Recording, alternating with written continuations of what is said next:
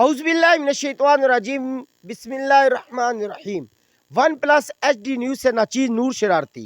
آج ہی ہم ایک گاؤں میں موجود ہیں، وہاں پر ایک شام کا خوبصورت منظر ہے جو دیکھ کر میرا دل کیا کہ باقاعدہ انٹرویو لیا جائے، لوگوں سے بات چیت کی جائے۔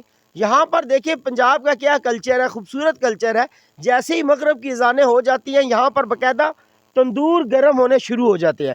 میرا کیمرہ مین دکھائے گا آپ کو تندور، یہاں پر باقاعدہ تندور جلتے ہیں، سارے اڑوس پڑوس محلے کی خواتین آ کر اس پہ روٹیاں لگاتی ہیں۔ یہ بھائی صاحب میرے ساتھ موجود ہے، ان کا گھر ہے، ان سے ذرا بات کرتے ہیں۔ جی السلام علیکم۔ وعلیکم السلام بھائی جان، کیا حال ہے جی؟ ٹھیک ہے، اللہ کا شکر۔ اور سنائیں جی یہ کیا تندور کا چکر ہے؟ سارا محلہ روٹیاں لگانے آتا ہے؟ جی آتا ہے، سب آتے ہیں ادھر کے، بہت اچھی روٹی لگتی ہیں ادھر۔